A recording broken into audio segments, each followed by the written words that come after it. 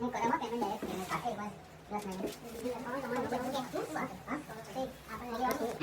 જેમાં જવાનું છે ખંભાત, એટલે કે ખંભાત કાઈટ બજારમાં. એ પહેલાં આપણે જવું પડશે ખેતરમાં, રાણીને દાણા નાખી દેવા પડશે, દહીં દાણા મૂકી જવું પડશે. કદાચ આવવામાં વહેલું મોડું થાય તો કદાચ હું તો ત્યાં છે, પણ આપણે અત્યારે નાખી જવું પડશે. તો હવે પહેલાં ખેતરમાં જઈએ. તો ચાલો ફાઇનલી અમે આવી ગયા છીએ ખેતરમાં. તો રાણીને મૂકી દેવા પડશે દહીંના દાણા, પછી આપણે જવું પડશે.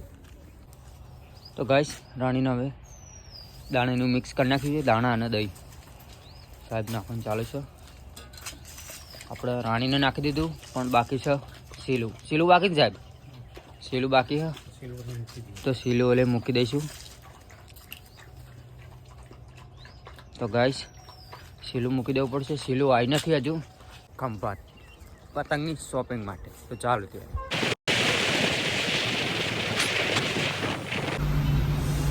તો હવે પુરાવાનો છે ગેસ, તો આમ ફરીને લાવવું પડશે. સાહેબ નીચે બેસી ગયા છે, ઠંડી હોય છે. તો ગાઈસ હવે આમ ફરીને પુરાવવું પડશે ગેસ. તો ગેસ પુરાવી લીધો છે. તો હવે જવાનું છે આપણા ખંભાત. તો ગાઈસ સાહેબ ચા પીવાનો છે. તો ગાઈસ આપણા ચા પીવાનો છે આગળ જઈને પહેલાં.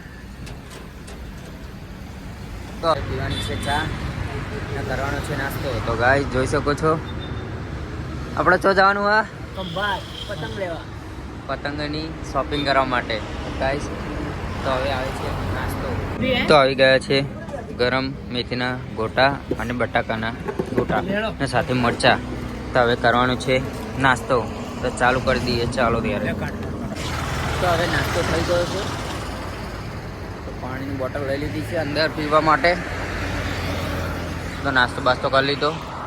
તો હવે બનાવવાનો છે મસાલો.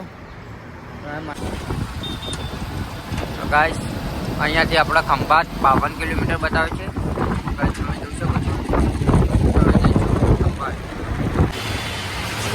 તો આવી ગયા છે ખંભાત બજારમાં, કાઈટ બજારમાં. તો હવે જઈશું દુકાને. તો જોઈ શકો છો તમે ખંભાતનું બજાર. તો આપણે કરી દીધી છે બસ સ્ટેન્ડમાં ગાડી પાર્ક. તો પાવતી હાલ દીધી છે આપણને નંબરની. તો હવે જવાનું છે આપણે તપસ્વીનગર. હોલસેલ ભાવે મળે ત્યાં કાઈટ બજારમાં જવાનું છે. ગાઈસ ગાડી લાવે છે પાછી. તો હવે જઈશું આપણે અંદર. તો ગાઈસ અમે આવી ગયા છે સનાભાઈ નગીનભાઈ કાળીદાસ પતંગવાળાના ત્યાં. તો હવે પતંગ કઢાવી દીધી છે. તમે જોઈ શકો છો કલરિંગમાં આપણે.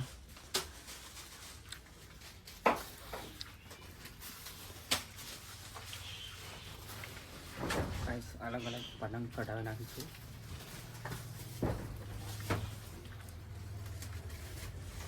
સાહેબ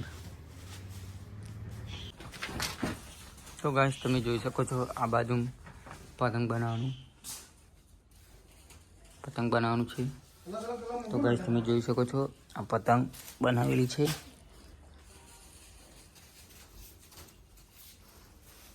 તો હવે જઈશું બહાર. તો ગાઈસ અમે લઈ લીધી છે મટકા પતંગ. તો અલગ અલગ વેરાયટી જોવા મળશે મટકામાં. ઘણા બધા કલર જોવા મળશે તમને.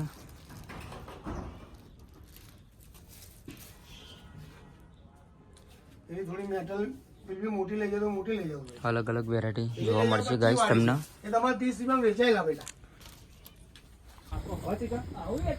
તો ગાઈસ ફાઇનલી અમે ફાઇટનની અને એનકે એટલે કે જે પોતાની એમની દોરી છે ને નગીનદાસ કાળીદાસ એમની દોરી લઈ લીધી છે. ગાઈસ તમે જોઈ શકો તો સાહેબ દોરી લઈ લીધી ને આપણે. તો હવે ગાઈસ જવાનું છે આપણે. પતંગ પેક કરાવી દીધા છે, બિલ પે કરી દીધું છે. તો હવે આપણે ત્યાં મૂકીને ગાડી લેવા જવાનું છે.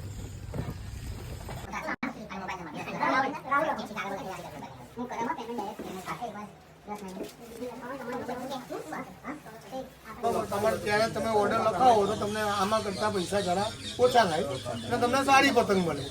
બરોબર છે? બધું ક્વોલિટી તો આ જ પ્રમાણમાં મળવાની ને સારી જ ક્વોલિટી. કોરીનો ખર્ચો હા, કોરીનો ખર્ચો કુરિયરનો ખર્ચો અલગ થાય.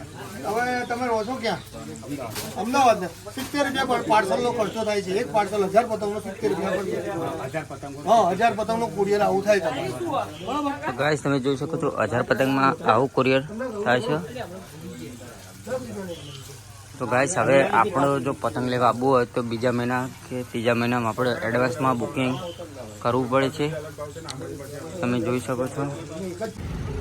તો ગાઈસ હવે જવાનું છે ઘર તરફ. તો એ પહેલાં આપણી ગાડી લઈ લઈશું. તો આપણે જવાનું છે પતંગના ફિરકી બધું ભરી લઈએ પછી નીકળીએ ઘરે. તો ગાઈસ ફાઇનલી પતંગ ફિરકી મૂકી દીધું છે અંદર. તો હવે જવાનું છે આપણે ઘર તરફ. તો સાહેબ જવાનું છે ને હવે ઘરે. તો હવે જઈશું. તો ગાઈસ તડકા આવી ગયા છે. તડકાથી નાસ્તો કરીને હવે નીકળી ગયા છે ઘર બાજુ. ભાઈ તમે જોઈ શકો છો તડકાની સ્થિતિ બજાર. સાહેબ ઠંડી ચાલુ થઈ ગઈ છે. તો ત્યાં લીધું છે સ્વેટર.